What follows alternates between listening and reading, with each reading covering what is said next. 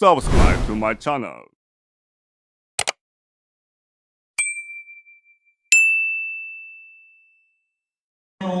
ونؤمن به ونتوکل علیہ. ہر قسم کی تعریف، توصیف، کبریائی و بڑائی، بزرگی و برتری اسی خالق کائنات، مالک ارض و سما، وحدہ لا شریک کے لیے لائق و زیبا ہے، جس رب العالمین نے اتنی وسیع و عریض کائنات کو محض 6 دنوں میں تخلیق فرمایا، پھر عرش پر مستوی ہوا. جس رب العالمین نے ہم انسانوں کو پیدا کرنے کے بعد ہماری رہنمائی اور رہبری کے لیے ایک بعد دیگر انگنت پیغمبروں اور رسولوں کو اپنی تعلیمات کے ساتھ اس دنیا میں مبعوث فرماتا رہا. اس مختصر سے حمد و ثنا کے بعد درود و سلام کا نذرانہ ہو تمام ہی انبیاء اکرام علیہم الصلاۃ والسلام پر، خصوصاً بالخصوص میرے اور آپ کے آخری نبی سید الانبیاء و سید المرسلین، خاتم النبیین، رحمت للعالمین، جناب محمد الرسول اللہ صلی اللہ علیہ وسلم پر، جنہیں اللہ تعالیٰ نے کامل اسوہ اور نمونہ بنا کر ہمارے درمیان مبعوث فرمایا. اللہم صلی علی محمد وعلی آل محمد. حاضرین جمعہ و خواتین اسلام، خطبہ مسنونہ کے بعد قرآن مجید کی ایک آیت کریمہ کی میں نے تلاوت فرمائی، جس میں اللہ رب العالمین نے حرمت والے مہینوں کی اہمیت بیان فرمائی. اسی مناسبت سے انشاءاللہ آج کے اس خطبہ جمعہ میں حرمت والا ایک مہینہ محرم الحرام، جسے شہر اللہ بھی کہا گیا، اس کی اہمیت اور فضیلت کو اور اس کے متعلق حقیقت کو جاننے کی کوشش کرتے ہیں. اللہ سے دعا ہے اللہ رب العالمین ہمیں حق بات کو سمجھنے اور حق بات کو بولنے اور اس پر عمل پیرا ہونے کی توفیق عطا فرمائے. حضرات، یہ ساری کی ساری کائنات جو ہے وہ اللہ رب العالمین کی ہے. یہاں تک کہ آسمان و زمین کے درمیان موجود نباتات، جمادات، حیوانات، انس و جن، ملائکہ و ارواح، جتنی بھی مخلوقات ہیں، سب کی سب اللہ رب العالمین کے ہی ہے. اللہ تعالیٰ کا ہی اختیار ہے، اللہ ہی مالک ہے، اسی کی یہ ملکیت ہے. اسی لیے آپ دیکھیں گے قرآن مجید میں جا بجا اللہ تعالیٰ نے اس بات کا بیان فرمایا، کہا لہو ما فی السماوات و ما فی الارض، اسی کے لیے ہے جو کچھ زمین میں ہے اور آسمانوں میں ہے. وَلِلَّهِ مَا فِي السَّمَاوَاتِ وَمَا فِي الْأَرْضِ، اور اللہ تعالیٰ ہی کے لیے ہے، اسی کا ہے اور اسی کے لیے ہے، جو کچھ ہے وہ اسی کا ہے. ہر چیز کا اختیار اللہ رب العالمین کے پاس ہی ہے. لہٰذا یہ بات ہمیں سمجھ میں آتی ہے سب کچھ اللہ رب العالمین کا ہی ہے. اس کے باوجود ہم دیکھتے ہیں کتاب و سنت کی تعلیمات میں غور کرتے ہیں تو پتہ چلتا ہے کچھ چیزوں کی نسبت اللہ تعالیٰ خصوصیت کے ساتھ اپنی طرف اللہ نے کی ہے. کچھ چیزیں ہیں، کچھ چیزوں کی نسبت اللہ نے اپنی طرف کی ہے، اور یہ اللہ تعالیٰ کسی چیز کی نسبت اپنی طرف کرتا ہے تو مطلب یہ ہے کہ اللہ تعالیٰ اس کی عظمت اور اس کا مقام اللہ تعالیٰ بیان کرنا چاہتے ہیں. اس کی عزت، اس کا مقام، اس کا مرتبے کو اللہ تعالیٰ بلند کرنے کے لیے کچھ چیزوں کی نسبت اللہ تعالیٰ اپنی طرف کرتا ہے. اس کو نسبت تشریفی کہا جاتا ہے، یعنی کہ شرف کے لیے اللہ تعالیٰ ان چیزوں کو اپنے سے جوڑ دیتا ہے. ایسی کئی ساری چیزیں ہیں جس کا تذکرہ قرآن مجید کے اندر اور حدیث کے اندر ملتا ہے. 2-3 مثالیں میں آپ کے سامنے رکھنا چاہوں گا. دیکھیے اللہ رب العالمین نے حضرت صالح علیہ السلام کو بطور معجزے کے ایک اونٹنی اللہ تعالیٰ نے عطا فرمایا، جس کو ناقۃ اللہ کہا. اللہ نے اس اونٹنی کی نسبت اپنی طرف کی اور کہا کہ اللہ تعالیٰ کی اونٹنی ناقۃ اللہ، اس کی نسبت اللہ نے اپنی طرف کی، جس سے اس کا مقام بڑھ گیا، اس کا مرتبہ بڑھ گیا، اس کو اللہ نے عزت عطا فرمائی. اسی طرح سے اللہ رب العالمین نے خانہ کعبہ کو، جو کہ امت کا، اس امت محمدیہ کا کیا ہے، قبلہ ہے، اس کو اللہ رب العالمین نے بیت اللہ کہا. ویسے تو سارے گھر اللہ تعالیٰ کے ہی ہیں، یہ مسجد بھی اللہ تعالیٰ کی ہے. زمین کے ہر خطے میں جو بھی مساجد ہیں اللہ تعالیٰ کی، وہ سب کے سب اللہ تعالیٰ کی ہی ہیں. لیکن اللہ نے خانہ کعبہ کو اپنی طرف نسبت دیتے ہوئے، اس کا مقام بلند کرتے ہوئے اللہ نے کہا بیت اللہ. اسی طرح سے ایک اور جگہ پر اللہ تعالیٰ اپنے مطیع و فرما بردار بندوں کو عباد اللہ کہا. اللہ تعالیٰ کے بندے مطیع اور فرما بردار وہ بھی اللہ کے بندے ہیں، نافرمان جو ہیں وہ بھی اللہ تعالیٰ کے ہی بندے ہیں، اللہ ہی کی ساری مخلوقات ہے، لیکن مطیع اور فرما بردار اطاعت کرنے والے فرما برداری کرنے والے بندوں کو اللہ نے اپنی طرف نسبت دے کر کے کہا عباد اللہ، یہ اللہ کے بندے ہیں۔ جب اللہ تعالیٰ اپنے بندوں کو اپنا بندہ کہتا ہے اس میں بندوں کی عزت ہوتی ہے، اس میں بندوں کا شرف ہوتا ہے، مخلوق کے لیے اس میں مقام اللہ تعالیٰ عطا فرما دیتا ہے۔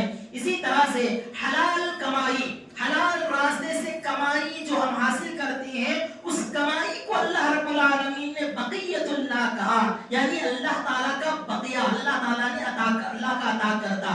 حلال کمائی سے، حلال ذرائع سے جو ہم کمائی حاصل کرتے ہیں اس پاکیزہ کمائی کو اللہ نے اپنے سے جوڑ کر کے کہا کہ بقیت اللہ۔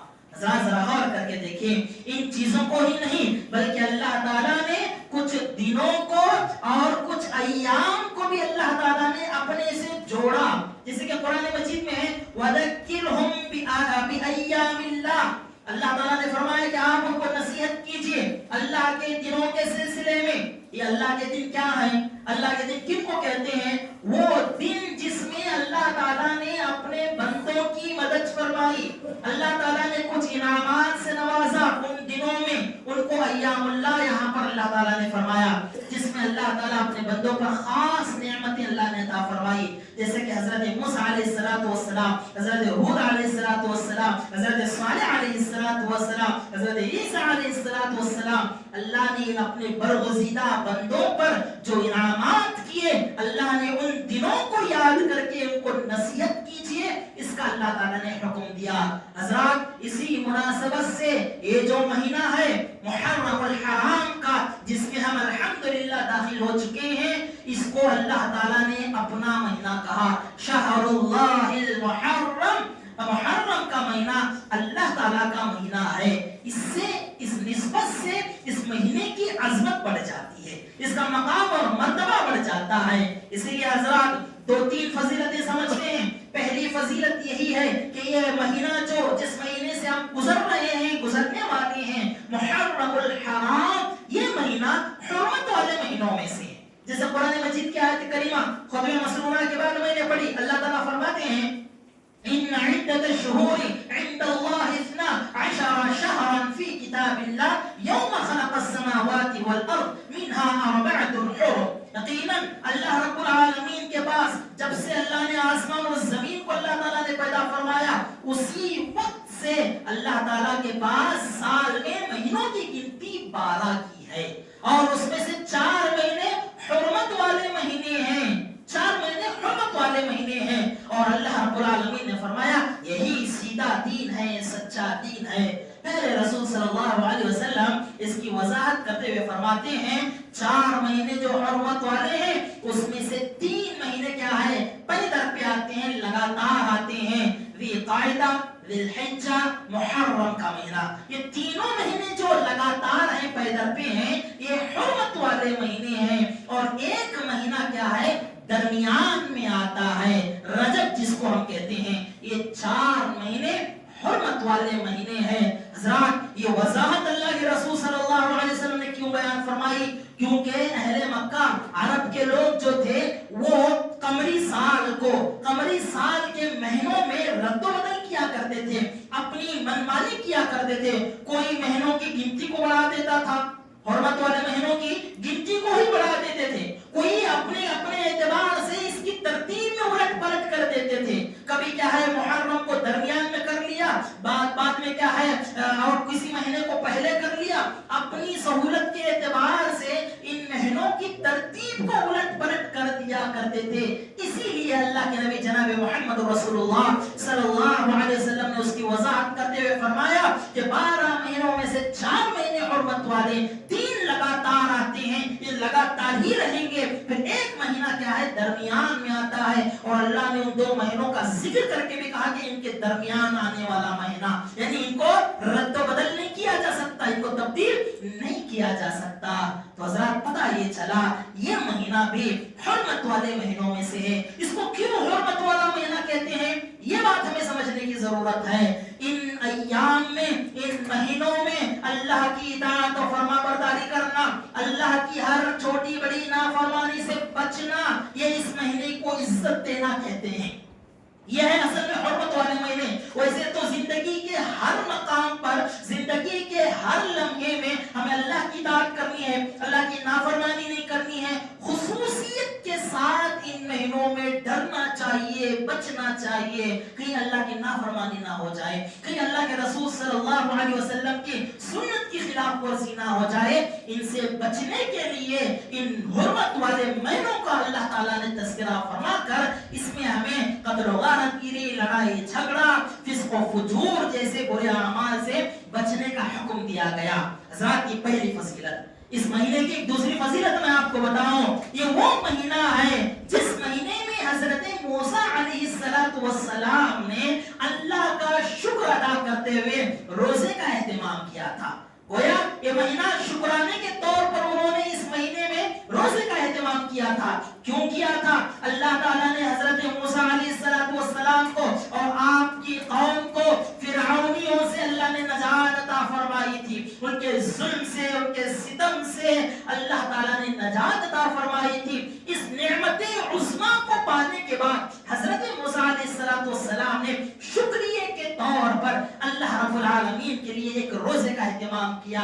اور پیارے رسول صلی اللہ علیہ وسلم بیان فرماتے ہیں، افضل الصیام بعد رمضان، رمضان کے بعد افضل روزہ اگر کوئی روزہ ہے تو وہ محرم کا روزہ ہے، محرم کا روزہ ہے، افضل روزہ ہے۔ حضرت موسیٰ علیہ السلام نے ایک روزہ رکھا تھا، اللہ کے رسول صلی اللہ علیہ وسلم نے 2 روزوں کا ہمیں حکم دیا، جس کی پابندی ہمیں کر کے اللہ کا شکر ادا کرنا چاہیے اور اجر و ثواب کو حاصل کرنے کی کوشش کرنی چاہیے۔ اس دوسری فضیلت سے ایک اور بات کیا پتہ چلتی ہے، جب اللہ تعالیٰ بندے کو نعمتوں سے نوازتا ہے، اللہ تعالیٰ کو بھولنا نہیں چاہیے۔ حضرات عائش میں، خوشی میں، مسرت میں آ کر کے، موج میں، مستی میں آ کر کے اللہ کے ذکر سے غافل نہیں ہونا چاہیے۔ اللہ نے حضرت موسیٰ علیہ السلام کو اس مہینے میں اتنی بڑی عظیم نعمت سے نوازا، آزادی اللہ تعالیٰ نے عطا فرمائی، شکریہ کے طور پر انہوں نے روزہ رکھا۔ اللہ تعالیٰ نے کتنی نعمتوں سے نوازا ہے، انگنت لا تعداد اللہ کی نعمتیں ہیں۔ ان نعمتوں میں مجھے اور آپ کو چاہیے کہ ہر دن صبح شام ہم اللہ تعالیٰ کی شکر گزاری کریں، اس کا ذکر کریں، اس کو یاد کریں، اس کی بندگی میں زندگی گزارنے کی ہمیں کوشش کرنا چاہیے۔ حضرات تیسری فضیلت محرم کے مہینے کی وہ یہ ہے کہ اسی مہینے سے ہجرت کا آغاز ہوا تھا۔ اسلامی جو ہجرت ہوئی تھی اسی مہینے میں کیا ہے، ہجرت کا آغاز ہوا تھا۔ اسی لیے اسلامی سال کو ہجری سال کہا جاتا ہے، ہجری سال کہا جاتا ہے، کیونکہ اسی مہینے میں آپ دیکھیں گے ذی الحج کے مہینے میں کیا ہوا، ذی الحج کے مہینے میں ہجرت کے اسباب بننا شروع ہوئے، ہجرت کے اسباب ہوئے، اور پہلے مہینے میں حرمت کے اس مہینے میں، محرم کے مہینے میں صحابہ اکرام کے دستوں نے کیا کیا، ہجرت کرنا شروع کر دیا۔ اسی لیے یہ مہینہ کیا ہے، ہجرت کا مہینہ بھی ہے، اس لیے اس کی اہمیت اور فضیلت دگنا ہو جاتی ہے، بڑھ جاتی ہے۔ حضرات بتایا چلا کتاب و سنت میں ہمیں معلوم ہوتا ہے اس مہینے کی بڑی عظمت ہے، بڑا مقام اور مرتبہ ہے، ہمیں اس کی حرمت کا پورا خیال کرنا چاہیے، اللہ کی اطاعت و فرما برداری میں دن کو گزارنا چاہیے، اوقات کو کیا ہے اپنے اللہ کی عبادت میں صرف کرنے کی کوشش کرنا چاہیے۔ حضرات کتاب و سنت کی بات کے ساتھ ساتھ اگر ہم پیروں فقیروں کی بات کرتے ہیں، ایک شخصیت عبد القادر جیلانی جن کا نام ہم سنتے ہیں، ان کی ایک کتاب ہے غنیۃ الطالبین۔ اس کتاب کے اندر انہوں نے اس محرم کی 10ویں تاریخ کو جو ہم عاشورہ کہتے ہیں اور عاشورہ کا روزہ بھی کہتے ہیں، غنیۃ الطالبین میں حضرت عبد القادر جیلانی لکھتے ہیں اس کو عاشورہ، 10 محرم کو عاشورہ اس لیے کہتے ہیں کیونکہ اللہ نے 10 بڑے بڑے انعامات اپنے بندوں پر کیا تھا۔ اللہ کے بڑے بڑے انعامات اس 10 تاریخ کو ہوئے تھے. اس میں وہ اپنی کتاب میں ذکر کرتے ہوئے کہتے ہیں حضرت نوح علیہ السلام کی کشتی جودی پہاڑ پر جا کر پہنچی تو اسی دن پہنچی. یہ اللہ کا انعام تھا، احسان تھا. حضرت یونس علیہ السلام مچھلی کے پیٹ سے نکالے گئے، اللہ تعالیٰ نے ان کو بخش دیا. یہ بھی کیا ہے؟ اسی مہینے میں اللہ تعالیٰ نے یہ مدد فرمائی تھی. حضرت موسیٰ علیہ السلام کو فرعون سے اللہ نے نجات عطا فرمائی. حضرت عیسیٰ علیہ السلام کو اللہ رب العالمین نے آسمان پر اٹھا لیا. اس طرح کے 10 انعامات کا وہ تذکرہ فرماتی ہیں. اسی لیے 10 محرم کو عاشورہ کا نام کہا گیا، عاشورہ کا نام رکھا گیا. وہ اپنی کتاب کے اندر لکھتے ہیں. تو حضرات دراصل دیکھیے حرمت والا یہ مہینہ جو کہ ہمارے اسلامی کیلنڈر کا پہلا مہینہ ہوتا ہے، یہ یہودیوں کی اور اہل کفر کی سازش کی وجہ سے آپ دیکھیں گے بعض لوگ اس سال کا آغاز ہی ماتم نوحہ اپنے آپ کو تکلیف پہنچانا، عقیدے کو بگاڑنے کے کام سے کیا جاتا ہے. یہ دراصل کیا چیزیں جانتے ہیں؟ اہل کفر جو ہیں یہودیوں کی یہ سازش ہے کہ وہ لوگ اس اسلامی سال کی ابتدا میں ہی کیا ہے اس کو ماتمی شکل انہوں نے بنا کر کے رکھ دی ہے. ماتم اور نوحہ کی شکل اس کو بنا کر کے رکھا ہے. جبکہ اہل کفر کا جب سال شروع ہوتا ہے جنوری سے، آپ دیکھیں گے جیسے ہی جنوری آتا ہے نیا سال شروع ہوتا ہے، ہیپی نیو ایئر کے نام پر غیر تو غیر اللہ کی پناہ نعوذ باللہ ہمارے مسلمان بھی کیا ہے اس کو جشن کے طور پر منانے میں شرکت کرتے ہیں. ہیپی نیو ایئر کی کیا ہے خوش مبارکبادیاں دیتے ہیں، وشز ایک دوسرے کو پیش کرتے رہتے ہیں، کارڈز بانٹے جاتے ہیں. جبکہ یہ ساری کی ساری چیزیں غیر مناسب نہیں کرنی چاہیے. اللہ تعالیٰ نے زندگی دیا ہے تو اللہ کی بندگی کے لیے ہے. اس طرح کی غیر شرعی کاموں کو، غیر کیا ہے رسمی کاموں کو انجام دینے کے لیے نہیں ہے بلکہ اللہ تعالیٰ کی بندگی کے لیے ہے. میں یہاں پر فرق یہ بتانا چاہتا ہوں، اہل کفر اپنا کیا ہے سال کا آغاز کرتے ہیں، خوشی و مسرت کے ساتھ کرتے ہیں، کچھ کرنے کا عزم لے کر کے شروع کرتے ہیں. لیکن اسلامی سال کا شروعات ہوتی ہے ایسا دکھایا جاتا ہے ماتم کرنا، نوحہ کرنا، اپنے آپ کو پیٹنا، اپنے آپ پر ظلم کرنا. اس طرح کی شکل انہوں نے بنا رکھی ہے. جبکہ اس مہینے کی عظمت، اس مہینے کی جو کیا ہے فضیلت ہے قرآن اور حدیث کی روشنی میں آپ جانتے ہی ہیں. حضرات دراصل اس مہینے میں یہ نادان لوگ جو ماتم کرتے ہیں، نوحہ کرتے ہیں، اپنے آپ کو کیا ہے پیٹتے ہیں، تکلیف میں مبتلا کرتے ہیں، یہ دراصل ایک غیر معتبر واقعے کی وجہ سے، جس کی سند غیر معتبر ہے، جس کی تاریخ اعتبار والی نہیں ہے، اس واقعے کی بنیاد پر نوحہ اور ماتم کرتے ہیں بعض لوگ. کون سا واقعہ؟ حضرت حسین رضی اللہ عنہ کی شہادت کا واقعہ. جبکہ کتابوں کے اگر آپ اندر دیکھتے ہیں تبری تاریخ تبری کے اندر کیا ہے یہ جو چیز موجود ہے، وہاں پر آپ دیکھیں گے ایک ہی صفحے کے اندر اس واقعے کے سلسلے میں کچھ باتیں بیان کی گئی ہے. اس کی جگہ کے بارے میں ایک روایت میں، ایک ہی صفحے کے اندر مختلف روایتیں ملتی ہیں آپ کو. ایک روایت میں ملتا ہے کہ وہ میدان جو تھا وہ کربلا کا میدان تھا جگہ کے سلسلے میں. اسی میں ایک اور دوسری روایت ملتی ہے کہ کربلا کا وہ جو واقعہ پیش آیا حضرت حسین رضی اللہ عنہ کی شہادت کا، وہ جو واقعہ ہے کربلا میں نہ ہو کر کے مقام نینوا میں پیش آیا. اسی کے اندر تاریخ کے اعتبار سے ایک روایت ملتی ہے کہ یہ جو واقعہ پیش آیا تھا، دردناک واقعہ، شہادت کا واقعہ، یہ 10 محرم کو پیش آیا تھا. ایک اور روایت اسی پر وہیں پر ملتی ہے کہ یہ محرم میں نہیں بلکہ سفر کے مہینے میں کیا ہے پیش آیا تھا.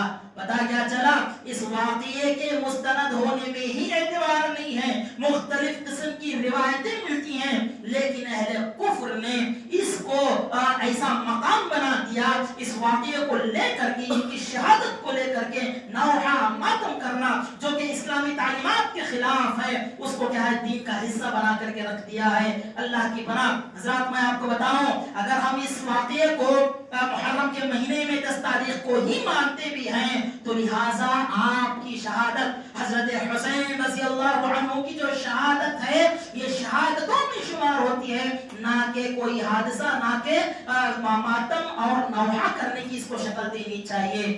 ذرا غور کر کے آپ دیکھیں، اگر ہم اس واقعے کو شہادتوں میں شمار کرتے ہیں، دین اسلام کی تاریخ میں اللہ والوں نے، اللہ کے بندوں نے، کتنے ایسے لوگ ہیں جنہوں انہوں نے اللہ کے لیے اپنی جان کو قربان کر دیا. پوری تاریخ جو ہے اسلام کی شہادتوں سے بھری پڑی ہوئی ہے. میں 2-3 باتیں آپ کو بتاؤں. حضرت حسین رضی اللہ عنہ کی شہادت پر اتنا جو ہنگامہ کھڑا کر کے نوحہ اور ماتم کرنے کو دین کا حصہ قرار دیتے ہیں, انہی کے بھائی حضرت حسن رضی اللہ عنہ. حضرت حسن رضی اللہ عنہ بھی تو شہید ہوئے تھے. ان کی شہادت پر ماتم کیوں نہیں, ان کی شہادت پر نوحہ کیوں نہیں کرتے ہو؟ حضرت حسن رضی اللہ عنہ کی کیا فضیلت ہے؟ حضرت جناب محمد رسول اللہ صلی اللہ علیہ وسلم ایک مرتبہ خطبہ دے رہے تھے. خطبے کے دوران آپ نے دیکھا کہ آپ کے نواسے حضرت حسن رضی اللہ عنہ ایک طرف بیٹھے ہوئے ہیں, ایک طرف صحابہ کرام موجود ہیں. اللہ کے رسول صلی اللہ علیہ وسلم خطبے میں ایک طرف اپنے نواسے حضرت حسن کو دیکھتے ہیں, دوسری طرف صحابہ کرام کی طرف توجہ کرتے ہیں. پھر اس کے بعد فرماتے ہیں ان ابنی ھذا سید, یہ جو میرا بیٹا ہے, یعنی یہ جو میرا نواسا ہے, یہ سردار ہے. اللہ تعالیٰ اس کے ذریعے سے دو مسلمان گروہوں کے درمیان لڑائی جھگڑے کو اللہ تعالیٰ ختم کرے گا. یہ ان کے درمیان صلح کرنے والا ہے. یہ میرا بیٹا, یہ میرا نواسا سید ہے, یہ سردار ہے. کتنی بڑی فضیلت, کتنا بڑا مقام اور مرتبہ. اور حضرت حسن رضی اللہ عنہ کا بھی انتقال ہوتا ہے, آپ کو بھی شہید کر دیا جاتا ہے. لیکن ایک بھائی کی موت پر, شہادت پر کیا ہے, نوحہ اور ماتم کرتے ہیں, تو دوسرے بھائی کو کیا ہے, بھول جاتے ہیں. چلیے تھوڑا آگے بڑھتے ہیں. ان دونوں لڑکوں کے, حضرت حسن اور حسین رضی اللہ عنہ کے باپ حضرت علی رضی اللہ عنہ, ان کی بھی تو شہادت ہوئی تھی. حضرت علی رضی اللہ عنہ کا کیا مقام اور مرتبہ ہے؟ حضرات حسن اور حسین رضی اللہ عنہ کے بابا ہیں, یہ ان کے والد محترم ہیں. حضرت فاطمہ الزہرا رضی اللہ عنہا کے شوہر ہیں. کعبۃ امام کے کائنات کے امام پیارے نبی جناب محمد رسول اللہ صلی اللہ علیہ وسلم کے داماد ہیں. اللہ نے اتنا مقام اور مرتبہ آپ کو عطا فرمایا. یہ آپ کی فضیلت اور آپ کی منقبت ہے. آپ کی بھی تو شہادت ہوئی تھی, آپ کی شہادت پر نوحہ اور ماتم نہیں ہوتا ہے. تھوڑا اور آگے بڑھتے ہیں. کیسی شہادتیں ہوئی حضرات. حضرت عمر بن خطاب رضی اللہ عنہ, حضرت عمر بن خطاب رضی اللہ عنہ خلیفہ ثانی, جن کی زبان پر اللہ رب العالمین نے حق کو لکھ دیا تھا, جن سے کیا ہے شیطان ابلیس ڈر کر کے اپنا راستہ بدلتا تھا, راستہ وہ نہیں بدلاتا تھا, خود اپنا راستہ بدل جاتا تھا. اور جن کی موافقت ایسی کہ کئی مرتبہ رب کائنات نے ان کی زبان سے نکلی ہوئی باتوں پر اللہ تعالیٰ نے کیا ہے قرآن مجید کو اتارا تھا. اور حضرت عمر بن خطاب کون ہے؟ یہ وہ شخصیت ہیں جن کو اللہ کے نبی صلی اللہ علیہ وسلم نے اللہ سے مانگ کر کے لیا تھا کہ اللہ تو اس سے کیا ہے اسلام کو عزت عطا فرما, اسلام کو تو سربلندی عطا فرما.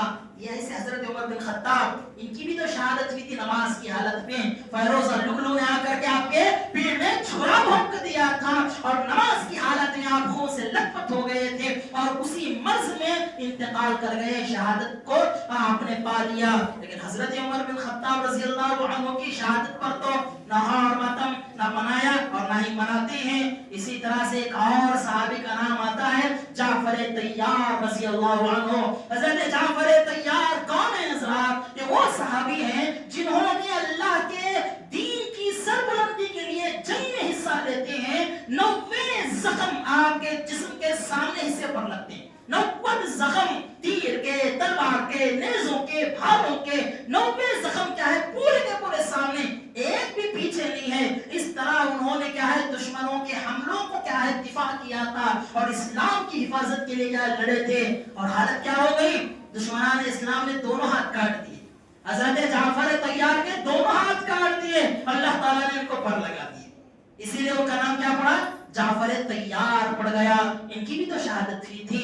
تھوڑا اور آگے بڑھتے ہیں. پیارے نبی جناب محمد رسول اللہ صلی اللہ علیہ وسلم کے چچا حضرت حمزہ رضی اللہ عنہ, جن کو کیا کہا گیا, سید الشہداء کہا گیا. حضرت حسین رضی اللہ عنہ یقیناً شہید ہیں, لیکن یہ کون ہیں؟ یہ سید الشہداء ہیں, سارے شہیدوں کے سردار ہیں. کیوں حضرات اللہ کے رسول صلی اللہ علیہ وسلم کی حمایت کرتے ہوئے دین کی سربلندی کے لیے جنگ میں شریک ہوتے ہیں اور انتقال کر جاتے ہیں. وحشی بن حرب کیا ہے آپ کو نیزہ مار کر کے ختم کر دیتے ہیں اور آپ سے دشمنی رکھنے والے آپ کے انگ انگ کو پور پور کو کاٹ دیتے ہیں. جسم کے انگ انگ کو کاٹتے ہیں, پور پور کو ٹکڑے کرتے ہیں اور آپ کے کلیجوں کو دانتوں میں لے کر کے چلا کر کے تھوکا جاتا ہے. ایسی حالت ہوتی ہے, مسلح کر دیا جاتا ہے, سارے جسم کو کاٹ چھانٹ کر کے مسلح کر کے پھینک دیتے ہیں. اللہ کے رسول صلی اللہ علیہ وسلم یہ حالت دیکھتے ہیں, اللہ کے رسول صلی اللہ علیہ وسلم سے رہا نہیں جاتا. آپ کی لاش کے پاس کھڑے ہوئے ہوتے ہیں, اتنے میں دیکھتے ہیں کہ دور سے آپ کی کیا ہے پھوپھی حضرت حمزہ رضی اللہ عنہ کی بہن حضرت صفیہ رضی اللہ عنہ دوڑ دوڑ کر کے آ رہی تھی. اللہ کے رسول صلی اللہ علیہ وسلم نے کہا کہ حضرت صفیہ کو روک دو, وہ اپنے بھائی کی اس حالت کو دیکھ کر کے برداشت نہیں کر پائیں گی. صحابہ کرام ان کو روکتے ہیں تو حضرت صفیہ کہتی ہیں مجھے اجازت دے دی جائے, مجھے نہ روکا جائے, میں میرے بھائی کی شہادت پر ماتم کرنے نوحہ کرنے نہیں آ رہی ہوں, ماتم کرنے نہیں آ رہی ہوں, نوحہ کرنے نہیں آ رہی ہوں, بلکہ میں یہ شہادت کی مبارکبادی دینے آ رہی ہوں. اور ان کے الفاظ وہ کہتی ہیں قیامت کے دن بہنیں اپنے بھائیوں کے سر لے کر کے اللہ کے پاس آئیں گے اور میں میرے بھائی کے انگ انگ کا جسم کا ایک ایک ٹکڑا ایک ایک پور لے کر کے اللہ تعالیٰ کے پاس آؤں گی, کیونکہ انہوں نے شہادت کو پایا ہے. اتنی بڑی شہادت, اتنی بڑی قربانی, ایسی ایسی کیا ہے اللہ کے راستے میں یہ سب کے کام صحابہ کرام نے کیے. لیکن آپ دیکھیں گے اس اعتبار سے اگر دیکھیں گے شہادتوں پر اگر نوحہ اور ماتم کرنا ہوگا تو پھر کیا ہو جائے گا, ہر دن نوحہ کرنا پڑے گا, ہر دن ماتم کرنا پڑے گا. نعوذ باللہ حضرات, یہ اسلام کی تعلیمات نہیں ہے, یہ اسلام کی تعلیمات نہیں ہے, بلکہ اللہ کی طرف سے آنے والی مصیبتوں پر صبر کرنا, اللہ تعالیٰ کی طرف سے آنے والی آزمائشوں پر صبر اختیار کرنا, دین پر استقامت ادا کرنا, اللہ کے فیصلے پر راضی ہونے کی تعلیم دین اسلام دیتا ہے, نہ کہ نوحہ کرنے کی, ماتم کرنے کی. ان لوگوں نے اسلام کی شکل کو بگاڑ کر کے لوگوں کے سامنے پیش کر دیا ہے اور اسلامی سال کے آغاز کو نوحہ اور ماتم کا سال بنا کر کے رکھا ہے. حضرات یہ قبیح شکل و صورت کو مٹانے کی ضرورت ہے. دین اسلام امن, شانتی, سکون کا پیغام دیتا ہے اور ماتم کرنا, نوحہ کرنا اس کی تعلیم ہی نہیں دیتا. اللہ تعالیٰ نے فرمایا اس مہینوں کے سلسلے میں, حرمت والے مہینوں کے سلسلے میں, فَلَا تَظْلِمُوا فِيهِنَّ أَنفُسَكُمْ, ان میں اپنے آپ پر ظلم و زیادتی مت کیا کرو, ان میں اپنے آپ کو تکلیف مت دیا کرو. اپنے آپ کو تکلیف دینا یقیناً یہ گناہ ہے, اپنے آپ کو بھی ہم تکلیف نہیں دے سکتے. یہ جسم اللہ تعالیٰ کی امانت, یہ روح اللہ تعالیٰ کی امانت ہے جسے ہمیں اللہ تعالیٰ کو سونپنا ہے. اللہ کی مرضی پر ہم کو اس دنیا سے جانا ہے تو دین اسلام ہمیں تعلیم یہ دیتا ہے کہ ہم صحیح جانکاری حاصل کریں. تو حضرات حرمت والے مہینے کی اس فضیلت کو مد نظر رکھنے کی ہمیں کوشش کرنا چاہیے. ایک اور بات میں آپ کو بتاؤں, یہ عقلی طور سے بھی یہ جو لوگ کام کرتے ہیں یہ کیا ہے مناسب کام نہیں ہے.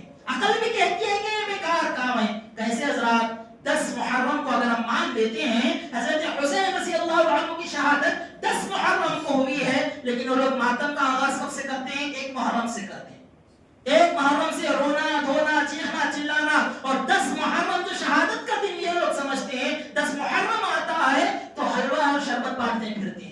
یعنی کہ گویا یہ لوگ کیا ہے ماتم نہیں بلکہ خوشی کا کیا ہے اظہار کر رہے ہیں. پہلے 10 دنوں میں تو روتے چیختے چلاتے ہیں. اللہ کے رسول صلی اللہ علیہ وسلم نے بیان فرمایا, اللہ کے رسول فرماتے لیس منا من ضرب الخدود وشق الجیوب ودعا بدعوت الجاہلیہ, وہ آدمی مجھ میں سے نہیں ہے, میرے طریقے پر وہ نہیں ہے جو مصیبت کے موقع پر اپنے کپڑوں کو پھاڑ دے, اپنے چہرے کو تمانچے مارے اور اسی طرح سے زمانے جاہلیت کے نعرے لگائے, زمانے جاہلیت کا رونا روئے, وہ میرے طریقے پر نہیں ہے. تو لہذا حضرات یہ نوحہ, یہ ماتم جو اس مہینے سے جوڑا گیا ہے غیر مناسب چیز ہے, اس کو ہمیں سمجھنا چاہیے اور اس کی صحیح تعلیمات کو لوگوں کے درمیان عام کرنے کی کوشش کرنا چاہیے. جیسے میں نے کہا یہ شکرانے کا مہینہ ہے, اللہ کا شکر ادا کرنا چاہیے. حضرت موسیٰ علیہ السلام کی سنت اور پیارے نبی صلی اللہ علیہ وسلم کی تعلیم پر عمل کرتے ہوئے 2 دنوں کا روزہ رکھنے کا ہمیں اہتمام اہتمام کرنا چاہیے. میرے رسول صلی اللہ علیہ وسلم مدینے میں یہودیوں کو دیکھتے ہیں کہ وہ لوگ روزے کا اہتمام کر رہے ہیں تو اللہ کے رسول کے پوچھنے پر بتاتے ہیں حضرت موسیٰ علیہ السلام کو اللہ نے فرعون سے نجات دیا تھا, اس خوشی پر ہم روزہ رکھ رہے ہیں کیونکہ حضرت موسیٰ نے روزہ رکھا تھا. تو اللہ کے رسول نے فرمایا تب تو ہم زیادہ حقدار ہیں, ہم 2 روزہ رکھیں گے, ایک روزہ اس خوشی کا اور ایک روزہ یہ کہ اللہ کے رسول صلی اللہ علیہ وسلم نے ہم کو تعلیم دی یہودیوں کی مخالفت کرتے ہوئے, ان کی نافرمانی کرتے ہوئے, ان کی مخالفت کرتے ہوئے اللہ کے رسول صلی اللہ علیہ وسلم نے 2 روزوں کا ہمیں کیا ہے حکم دیا ہے. اور اس سے ان روزوں سے اللہ تعالیٰ پچھلے گناہوں کو, پچھلے سال کے خطاؤں کو اللہ تعالیٰ معاف فرما دیتا ہے. ضرورت اس بات کی ہے کہ نہ صرف اس مہینے میں, نہ صرف محض حرمت کے مہینوں میں, بلکہ زندگی کے ہر لمحے میں مجھے اور آپ کو اللہ کی نافرمانی سے بچنا چاہیے, گناہوں کی زندگی سے باز آنا چاہیے, اللہ کی عبادت میں, فرائض کے ادا کرنے میں, سنن کا اہتمام کرنے میں, مستحب اعمال کو اختیار کرنے میں مجھے اور آپ کو آگے بڑھنے کی کوشش کرنا چاہیے. اور اس طرح کے نوافل کا, روزوں کو, نفل روزوں کا اہتمام کرتے ہیں, نفل نمازوں کا اہتمام کرنے کی ہمیں کوشش کرنا چاہیے. اس کے علاوہ حضرات معاشرے میں لوگوں کے درمیان بہت سارے بدعات اور خرافات اس سلسلے میں پائے جاتے ہیں, اس سے بچنے کی ہمیں کوشش کرنی چاہیے. ہمارا عقیدہ سلامت ہے تو پھر ہماری آخرت کامیاب ہوگی. اگر ہمارا عقیدہ باطل ہو جاتا ہے, بگڑ جاتا ہے, خراب ہو جاتا ہے تو پھر کامیابی ہمیں میسر آنے والی نہیں ہے. اللہ سے دعا ہے اللہ رب العالمین ہمیں ان حرمت والے مہینوں کا احترام کرنے, عزت کرنے کی اللہ تعالیٰ توفیق عطا فرمائے. اللہ کی نافرمانی سے, اللہ تعالیٰ کے فرامین کی خلاف ورزی سے اللہ ہماری حفاظت فرمائے. اللہ رب العالمین عقیدہ صحیحہ پر عمل کرتے ہوئے اپنے عقائد کو درست کرنے کی اللہ تعالیٰ توفیق عطا فرما. یہ مسلمان اور یہ وہ لوگ جو کہ جہالت کی وجہ سے, نادانی کی وجہ سے اس طرح کے غیر شرعی کاموں کو انجام دیتے ہیں, اللہ تعالیٰ تو انہیں توفیق نیک نصیب فرما. اللہ تعالیٰ تو ہدایت عطا کرنے والا ہے, تو ہدایت عطا فرمائے تو اللہ تعالیٰ یہ لوگ سدھر سکتے ہیں. اللہ تعالیٰ تو انہیں ہدایت نصیب فرما. ہم سبھی کو عمل صالح کی توفیق عطا فرما. جب تک دنیا میں زندگی گزاریں سبحان اللہ والحمد للہ ولا إله إلا الله والله أكبر.